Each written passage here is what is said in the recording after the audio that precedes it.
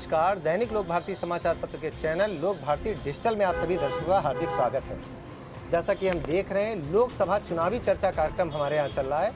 हम लोग अलग अलग प्रत्याशियों के घर जा रहे हैं, उनके समर्थकों के पास जा रहे हैं और ग्राउंड की रिपोर्ट खोज रहे हैं। तो अभी हम लोग पहुँचे हैं किदवई नगर विधानसभा क्षेत्र में, जहाँ पर हमारी मुलाकात मोहित दीक्षित जी से हुई है, जो जिला अध्यक्ष हैं कांग्रेस सेवा दल के। क्योंकि कांग्रेस के पार्टी के जो यहाँ से आलोक मिश्रा जी हैं, उनको सांसद प्रत्याशी बनाया गया है। तो उनकी क्या तैयारी है ग्राउंड लेवल पर, हम बात करेंगे मोहित दीक्षित जी से। सबसे पहले हम आपका चैनल में स्वागत करेंगे सर। धन्यवाद। हम ये जानना चाहते हैं कि इंडिया गठबंधन बनाया गया है। गठबंधन में समाजवादी पार्टी, आप और कांग्रेस सभी पार्टियाँ हैं। तो आपके कानपुर नगर से आलोक मिश्रा जी को चुना गया है। तो अभी ग्राउंड पर क्या तैयारियाँ चल रही हैं कांग्रेस पार्टी? देखिए, आज स्थितियाँ ये हैं, हम चाहे 2014 का आकलन कर लें, चाहे 2019 का आकलन कर लें, दोनों ही बार भारतीय जनता पार्टी की सरकार बनी। उस सरकार को बनने के बाद एक आकलन हुआ कि 2014 में करीब 34% लोग एनडीए के साथ गए, 2019 में करीब 36% लोग एनडीए के साथ गए। तो जब विपक्ष ने देखा कि कहीं ना कहीं लोग एक बड़ी संख्या में अनुपात में देखेंगे तो भारतीय जनता पार्टी और नरेंद्र मोदी की सरकार को नहीं चाहते, तो 36 के बाद 64% लोग ऐसे मिले हमें 2019 में जो नहीं चाहते थे कि नरेंद्र मोदी की सरकार 2019 में बने। तो कहीं ना कहीं विपक्ष से गलतियां हुई कि जो एक बड़ी संख्या में 64% लोग जो नहीं चाहते थे नरेंद्र मोदी सत्ता में रहें, तो उनको 5 साल जो 19 से लेकर के 24 तक रहा, वो 5 साल नरेंद्र मोदी का कार्यकाल झेलना पड़ा।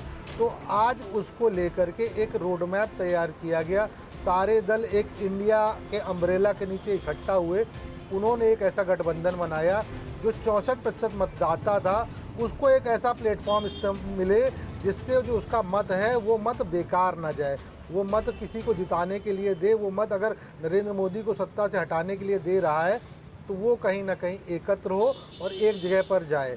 तो आज स्थितियां ये है कि एक इंडिया अम्ब्रेला बना हुआ है और एक एनडीए अम्ब्रेला बना हुआ है। एनडीए अम्ब्रेला में भी मोदी खासकर माना जा सकता है। तो आज की लड़ाई जो इंडिया और मोदी के बीच में है, इसी को लेकर के चाहे कांग्रेस हो, चाहे वो आपके समाजवादी पार्टी हो, चाहे आम आदमी पार्टी हो, या हिंदुस्तान के और भी दल जो इंडिया के अम्ब्रेला में है, सब मिलकर के जनता की आवाज़ पर, जो जनता 64% नहीं चाहती नरेंद्र मोदी सत्ता में रहे, उनकी आवाज़ को सुनकर के संगठित हुई है और इंडिया का अम्ब्रेला लेकर के आज प्रस्तुत हुई है।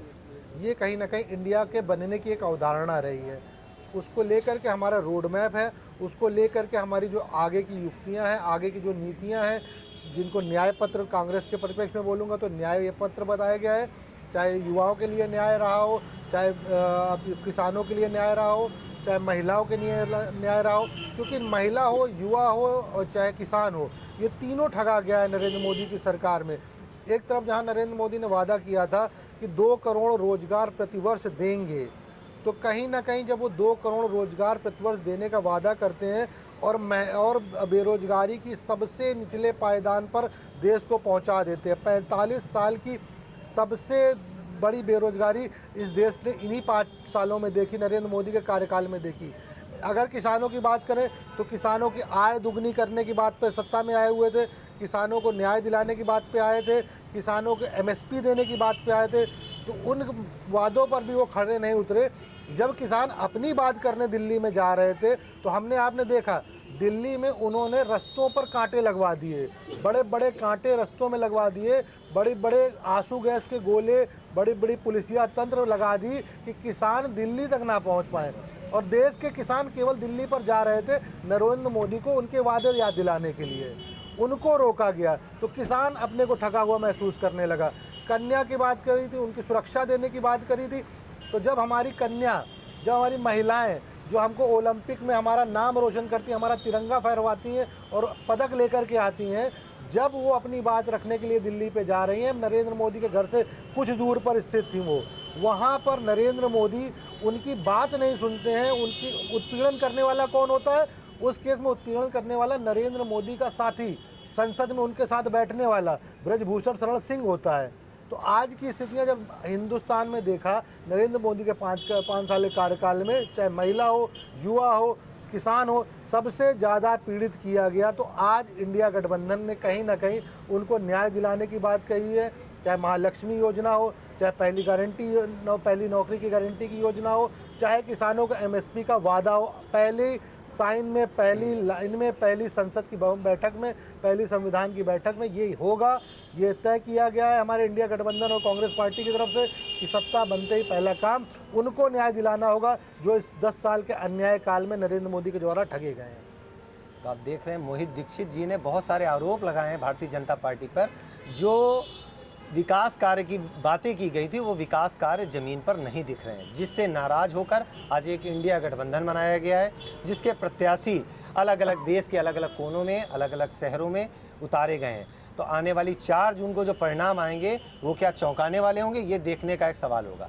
क्या मुद्दे हैं, ज़मीनी मुद्दे जो लेकर आप लोग जा रहे हैं लोगों के पास? क्या मुद्दे हैं? विकास के मुद्दे हैं, किन मुद्दों पे जा रहे हैं? देखिए, विकास के मुद्दे की बात होगी तो कहीं ना कहीं अगर मैं अब देखूंगा हिंदुस्तान में, तो मैंने सारी बात लगभग बता दी आपको। लबो-लुआब आज की स्थिति में है कि आज घर की जो राशन है, घर की जो रसोई है, उससे लोगों ने उनके खाने की जो सुविधाएं थी वो तक छीनने का लगातार नरेंद्र मोदी ने प्रयास किया। आज चाहे सरसों का तेल हो जो प्रमुख रहता है, आज चाहे चीनी हो, शक्कर हो, दालें हो, इतनी महंगाई कर दी है, इतनी महंगाई कि आज खाने का राशन भी, खाने की जो रसोई है वो तक उपलब्ध नहीं हो पा रही। एक तरफ नरेंद्र मोदी बड़े बड़े दावे करते हैं कि उन्होंने उन घरों में भी सिलेंडर पहुंचा दिया है जहां सिलेंडर नहीं थे, जबकि आज दूसरा दावा ये है जो हकीकत है वो ये है कि आज उन घरों में जो सिलेंडर जलते थे उन घरों में भी सिलेंडर नहीं जल पा रहे हैं। आज सिलेंडर 350 रुपये का जो मिलता था इस कांग्रेस की सरकार में, भारतीय जनता पार्टी की सरकार ने उसको 1100, 1200, 1500 तक ले गई है। तो आज की स्थितियां ये है कमोवेश कि आज घर में गृहिणियां खाना बनाने तक में बड़ा पीड़ित हो रही हैं। आप पेट्रोल डीजल के दामों को लेकर के ले ले, आज जो नौकरी पेशा मध्यम वर्गीय व्यक्ति है जो मार्केट की जॉब करता है, उसको कहीं ना कहीं ये सबसे ज़्यादा ज़रूरी चीज़ें होती हैं, वो अपनी इन उपलब्धताओं को उनसे संघर्ष करके लड़ रहा होता है। जिस तरीके से 60 रुपये का पेट्रोल 30 रुपये का करने का दावा कर रहे थे, और कहीं ना कहीं जिस तरीके हमारा वैश्विक बाजार बना इस बीच, तो हम 30 रुपये बड़े आराम से दिया जा सकता था डीजल पेट्रोल, उसके बावजूद उसको 100 के पार पहुंचाया गया, कहीं ना कहीं अपने पूंजीपति मित्रों की जेब भरने के लिए। तो लगातार जो पूंजीपति मित्रों की जेब भरने के लिए युक्तियाँ, योजनाएं बनाई गई हैं, उससे आज देश त्राहिमाम है, उससे लड़ने के लिए आज तैयार बैठा। आज कहीं ना कहीं भारतीय जनता पार्टी को भारत की जनता से लड़ने का ज़रूरत पड़ रही है। आज भारत की जनता उनके खिलाफ खड़ी हुई है। आज अंडर करंट है कि आज लोग शांत बैठे हुए हैं, उनको 5 साल बाद मौका मिला है इस सरकार को बेदखल करने का। इस सरकार जिसने उनको लूटा केवल झूठे वादे दिखा करके, उसको बेदखल करने का। एक बड़े बड़े दावे करते थे, एक संत महात्मा होते थे कि हम आपको टैक्स मुक्त करा देंगे, टैक्स मुक्त देश बन जाएगा। लेकिन आज जो जीएसटी लागू की जा रही है, एक छोटी से छोटी दूध, शक्कर, आटे, इन सब में जीएसटी लग रही है, जो कि खाद्य पदार्थ पे टैक्सेस कभी नहीं लगता रहा इस देश में। तो पहली सरकार है जिसने ऐसे खाद्य पदार्थों पर टैक्स लगाया है। तो कहीं ना कहीं इन चीज़ों को लेकर के आज सामान्य वर्ग का नागरिक दुखी है, पीड़ित है।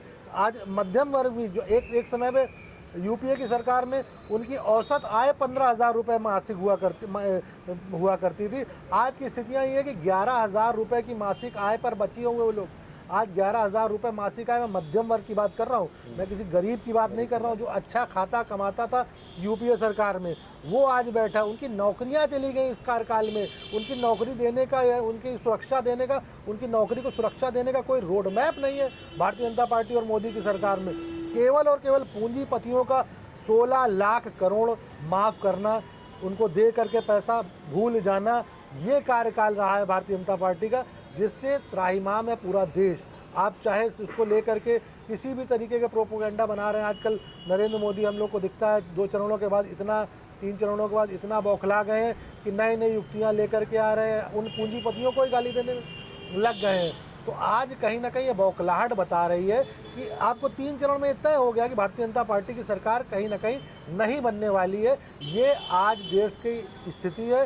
देश के पीड़ित लोग आज नरेंद्र मोदी की सत्ता से पीड़ित करने के लिए तैयार बैठे हैं। तो हमारे साथ मोहित दीक्षित जी थे जो जिला अध्यक्ष थे। उन्होंने आरोप लगाए हैं कि जो भी विकास कार्य थे वो नहीं हुए। बेरोजगारी जैसा बड़ा मुद्दा उन्होंने उठाया है, महंगाई का मुद्दा भी उठाया है, जो रसोई में महंगाई की बढ़ी हुई है। तो देखना होगा कि 13 मई को यहाँ पर मतदान का क्या प्रतिशत जाता है और आने वाली 4 जून को क्या परिणाम आते हैं। लोक भारती डिजिटल से शिशिर अवस्थी के साथ संस्कार मिश्रा, कानपुर नगर, उत्तर प्रदेश।